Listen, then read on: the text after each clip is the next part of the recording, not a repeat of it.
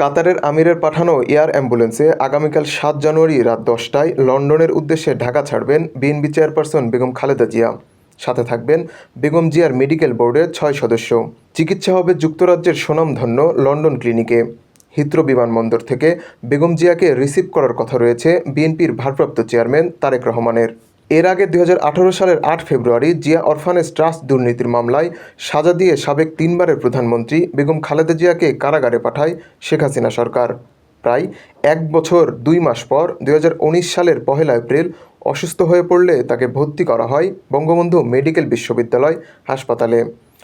তা যেন হিতে বিপরীত হয়ে ওঠে বেগম জিয়ার জন্য। হেঁটে হাসপাতালে যাওয়া বেগম জিয়ার ভরসা হয়ে যায় হুইল চেয়ার। কেবল রাজনৈতিক প্রতিহিংসায় মামলা, কারাবাস ও গৃহবন্দী থেকেই প্রায় ১ যুগ কেটেছে খালেদা জিয়ার।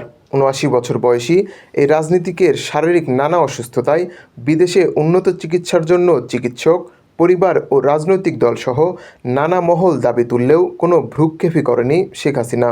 গত ৬ থেকে ৭ বছর বেগম খালেদা জিয়ার চিকিৎসা নিয়েই বড় দুশ্চিন্তা ছিল বিএনপির। নানা আন্দোলন সংগ্রামেও নিশ্চিত করা যায়নি তার বিদেশে চিকিৎসা। ৫ আগস্টে ছাত্র জনতার অভ্যুত্থানে শেখ হাসিনার পলায়নের পর খালেদা জিয়ার বন্দি জীবনের অবসান হয়। সুযোগ মিলে উন্নত চিকিৎসার জন্য বিদেশ যাওয়ার।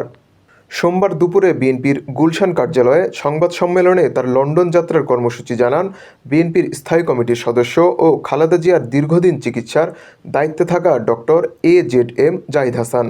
২০১৭ সালের পর দীর্ঘ ৭ বছর পর মায়ের সাথে সাক্ষাৎ হবে ছেলে তারেক রহমানের। লন্ডনের হিথ্রো বিমানবন্দরে খালেদা জিয়াকে রিসিভ করবেন তিনি।